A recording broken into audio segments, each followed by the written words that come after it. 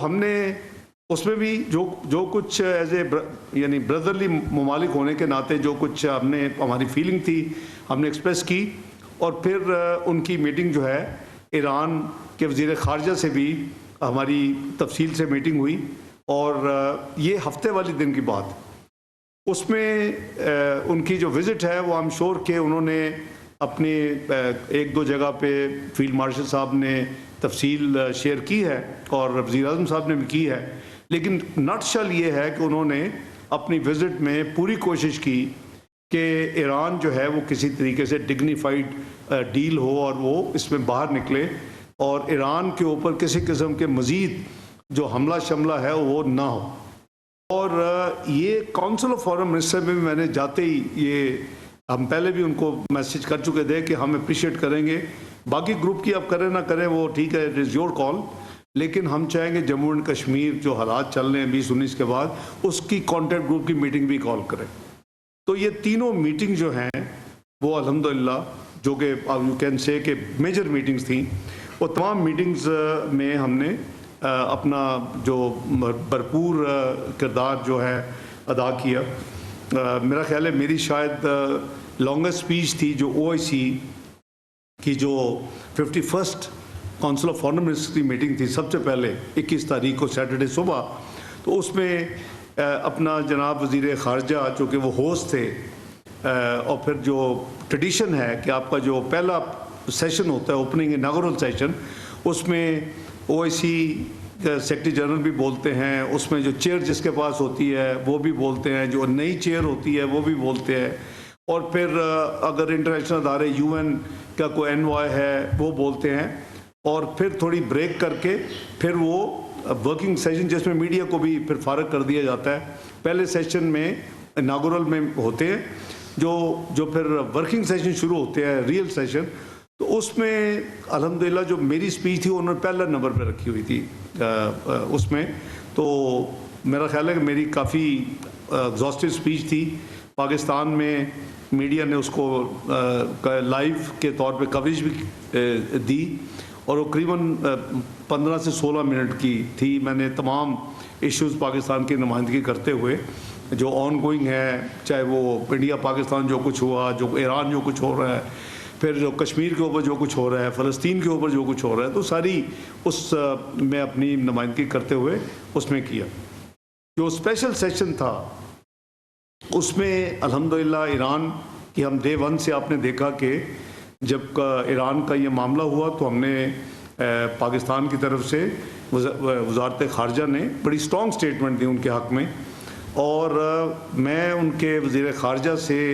Constantly in touch था और हूँ, आज तक भी हूँ। करीबन फ्रीक्वेंट बेसिस पे हम एक दूसरे के साथ इन टच हैं। और इसी तरह आपने देखा कि वज़ीर आज़म शहबाज शरीफ साहब ने भी सदर जो है ईरान के इस सारे प्रोसेस में उनको भी एक से ज़्यादा बार उनका आपस में गुफ्तगू शुनीद हुई और उनसे रब्ता हुआ। तो ये हमारी इस्लामी फ़र्ज़ भी है, ये हमारा इखलाकी फ़र्ज़ भी है, ये हमारा अपना जो है सियासी फ़र्ज़ भी है, ये हमारा हमसाए वाला जो किरदार है वो भी फ़र्ज़ है। तो ईरान, टर्की और पाकिस्तान तो पायनियर थे RCD के, और फिर जो ECO में कन्वर्ट हुई जिसमें 3 ममालिक के अलावा सेंट्रल एशियन स्टेट्स ने ज्वाइन किया। तो जो ECO है इकनॉमिक कोऑपरेशन ऑर्गेनाइजेशन जिसका हेड क्वार्टर्स ईरान में है, तो उस हवाले से भी हमारी काफ़ी एक्टिविटी जो है वो माजी में भी रही है और अब भी थी। तो वो हमारा ईरान के साथ जो हम UN सिक्योरिटी काउंसिल के फोरम के ऊपर हमने उनको पूरी सपोर्ट दी। और अगर आपने ऑब्ज़र्व किया हो ईरान का थ्रू आउट, तो आपने देखा होगा कि ईरान ने UN सिक्योरिटी काउंसिल जो हमने को वो तो मेंबर नहीं है, वो हमने उसको सपोर्ट करके वो इजलास बुलवाया जब इजराइल ने हमला किया, तो उस पर उन्होंने सबसे पहले पाकिस्तान को एक्नॉलेज किया और तारीफ़ की, और पाकिस्तान के बाद फिर उन्होंने चाइना, फिर रशिया और फिर अलजायर कि उन्होंने 4 मुल्कों को उन्होंने बाय नेम किया। इसी तरह उधर भी उन्होंने देखा, हमारे उन्होंने नेशनल स्टेटमेंट भी देखी, और फिर प्राइम मिनिस्टर साहब की बात हुई उनके सदर से, मेरी बात हुई अपने यहाँ जो वज़ीर ख़ारजा हैं अब्बास अराग़ची साहब, तो आपने देखा कि जब सदर ईरान ने अपनी पार्लियामेंट में जाके तकरीर की तो पूरा हाउस जो था उसने तशक्कुर पाकिस्तान, तशक्कुर पाकिस्तान, तशक्कुर पाकिस्तान के बुलंद नारे लगाए, जो कि सारी दुनिया ने देखे। पाकिस्तान का उन्होंने बाय नेम पूरी पार्लियामेंट ने शुक्रिया अदा किया। ये अल्लाह ताला से दुआ भी थी और हमारी भरपूर बैकग्राउंड में डिप्लोमेटिक एफर्ट्स थी कि ईरान एक डिग्निफाइड तरीके के साथ इस सारे जो भंवर में फंसा है, एक डिग्निफाइड तरीके के साथ ये सीज़ फायर हो, ईरान को नीचा ना दिखाए और ईरान डिग्निफाइड तरीके के साथ इसमें से बाहर निकले। और ये हमारी तमाम एक्टिविटीज़ आप देखेंगे डे वन से, जब से इसराइल ने हमला किया और आज तक अल्हम्दुलिल्लाह हमारी एक्टिविटीज़ उसमें कंसिस्टेंसी है। जब ख़ुसूसन अमेरिका ने हमला किया तो बहुत स्पेकुलेशन पाकिस्तान में, ये संडे की बात है, ये मैं अभी आपको सैटरडे 21 जून की बात कर रहा हूँ, मैं अभी आपको उस पर भी लेके चलता हूँ। तो 21 को हमारे जो फील्ड मार्शल साहब थे सैयद आसिम मुनीर साहब, आर्मी चीफ, वो अमेरिका से वाया इंग्लैंड पाकिस्तान आ रहे थे और मैंने उनको ये सजेस्ट किया कि आप इस्तांबुल में रुक जाएं चंद घंटों के लिए, ताकि हम ईरान के हवाले से मिल के बात भी कर लें, क्योंकि मेरी उस दिन प्रेसिडेंट तैयब उर्दवान साहब से मीटिंग, मैंने जैसे कहा कि एक दिन पहले जुमे को फिक्स हो चुकी थी और उन्होंने पाकिस्तान में भी वज़ीर आज़म की जब बात हुई, उन्होंने कहा कि आपके डिप्टी प्राइम मिनिस्टर ने, मैं उनको मिलूंगा।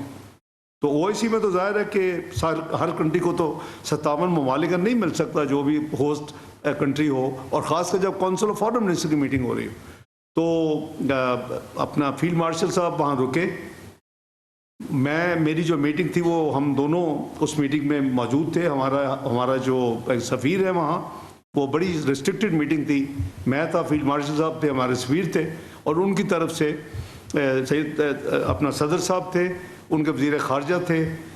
उनके इंटेलिजेंस चीफ थे और उनके एक सीनियर कैबिनेट मेंबर थे। तो ये सिर्फ रिस्ट्रिक्टेड मीटिंग थी साइड लाइन्स के ऊपर। तो हमने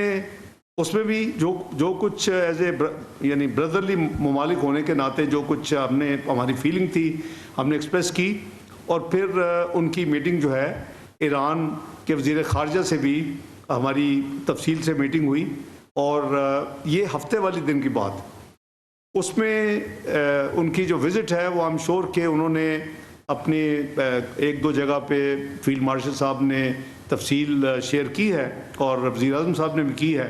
लेकिन नटशल ये है कि उन्होंने अपनी विज़िट में पूरी कोशिश की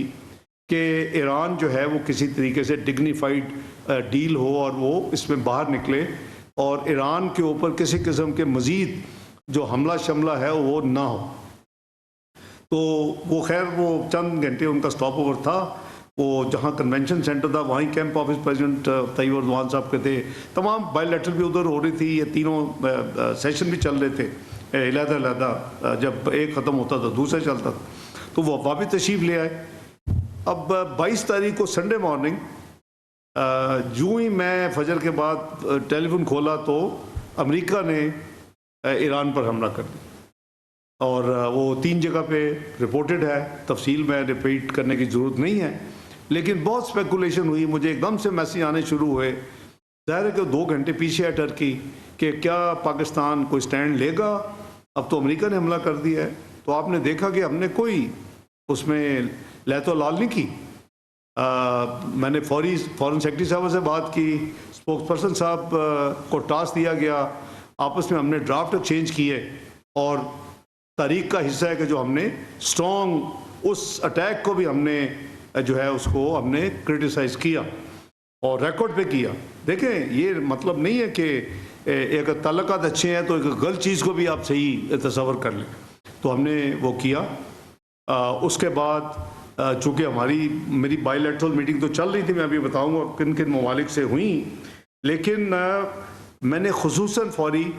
अब्बास अराग़ची साहब को मैंने मैसेज दिलवाया अपने सफ़ीर साहब के ज़रिए, मैंने कहा कि इनके साथ आप बात करें और इनको कहें कि क्यों उन्होंने चले जाना था 22 को और सुबह अटैक हो गया तो उन्होंने फिर भी जाना था। तो मैंने कहा कि मैंने इनसे बात करनी इनके जाने से पहले। तो as the luck would have it वो हमारी मीटिंग फिक्स हो गई, हम मिले और मैंने उनको यही कहा कि आप हमें बताएं हम क्या कर सकते हैं आपके लिए, और हमारी भरपूर कोशिश है। उन्होंने फिर शुक्रिया अदा किया कि आपने Pakistan has come out very candidly and very clearly, और आपने जो हमारे साथ हुआ है उस पर आपने बड़ा हमारी सपोर्ट की है, हमारे हक़ में बयान दिया है, और हम अब चाहते हैं कि यूएन सिक्योरिटी काउंसिल का इजलास दोबारा बुलवाएं। हमने कहा जी, मैंने कहा मैं अभी अगले आधे घंटे में अपने जो हमारे पीआर हैं एम्बेसडर आसिम इफ्तिखार यूएन में, उनको मैं अभी इंस्ट्रक्शन चली जाएंगी, so we will fully support you. तो हमने वो दोबारा उनको अगले इजलास के लिए पूरी तरह सपोर्ट किया। तो ये मेरी जो मीटिंग के बाद मैंने वैसे उनको पूछा कि आपका क्या प्रोग्राम है, तो उन्होंने मुझे बताया कि मैं अभी बस इस मीटिंग के लिए जो ही ख़त्म होती है तो मैं मॉस्को जा रहा हूँ। उनकी मीटिंग प्रेसिडेंट प्यूटन के साथ फिक्स हुई थी before he would return to Iran. तो ये सारी थी यानी तफसील उस मीटिंग के हवाले से। कुछ ज़ाहिर है कुछ चीज़ें हैं जो आपस में हमारी हुई, वो बेहतर है कि उसको अमानतन कुछ चीज़ें होती हैं, लेकिन ये मुझे पता था कि ईरान अपना जो कुछ उनके साथ हुआ है वो बदला लिए बगैर, कोई काउंटर एक्शन लिए बगैर वो नहीं ठहरेगा। उन्होंने किसी बड़े डिप्लोमेटिक तर्ज में मुझे ये बावर करवा दिया कि हम बिल्कुल रिस्ट्रेंट एक्सरसाइज करेंगे, हम अमन के हामी हैं, हम जौहरी हथियार नहीं बनाना चाहते, लेकिन ये जो हमारे साथ हुआ है हम इसका जो है वो अपना एक्शन लेंगे और उसकी हम तैयारी कर रहे हैं। ये इतवार की दोपहर की बात है, वहाँ को करीबन 3:30 हो गए, पाकिस्तान में 5:30 थे। तो फास्ट फॉरवर्ड वो चले गए और फिर आपने देखा कि उन्होंने कतर के अंदर जो अमेरिकन बेस है उसके ऊपर उन्होंने फिर अपना किया काउंटर, अपना डिफेंस में जो कुछ उनके साथ हुआ था। और लेकिन उन्होंने मेरी इत्तला के मुताबिक, चूँकि उनके फॉरेन मिनिस्टर इन टच हैं, उन्होंने कतर को बिल्कुल ये बावर करवाया कि हम आप पे नहीं अटैक कर रहे, हमने जिन्होंने हमारे ऊपर अटैक किया है हमारे 3 जगह पे, हमने उनके बेस पे मिलिट्री बेस पे अटैक किया। तो ज़ाहिर है बात समझ आती है कि जब ईरान के कुछ हिस्से से जो बलूचिस्तान के साथ लगता है, तो हमारे ऊपर जब अटैक हुआ था तो हमने काउंटर अटैक किया था, और हमने साथ ये भी कहा था कि हम ईरान पे नहीं अटैक कर रहे। ये बिल्कुल वही फ़िलासफ़ी थी। और जैसे अफ़गानिस्तान से हुआ था तो हमने वहाँ भी अपना हिसाब बराबर किया था। उसके बाद ये कोई थोड़ी सी फिर ठंडक आई और मामला ठीक हुए, तो उसी फ़िलासफ़ी के तहत इन्होंने कतर को फिर उनका ब्रदर, ऑब्वियसली उस वक्त तो मैं नहीं बता सकता था, लेकिन हम चूँकि हो चुका सारे को, उनका brother we are preparing our self for reaction, we will react, we will respond, it will be a measured response, but we will also contact the Qatari leadership that it is not on you, it is who hit us, it is the response to that. तो बहरहाल फिर भी दुआ भी थी, हमारी diplomatic effort जारी रही बैकग्राउंड में कि किसी तरीके से डिग्निफाइड ये क्लोजर हो।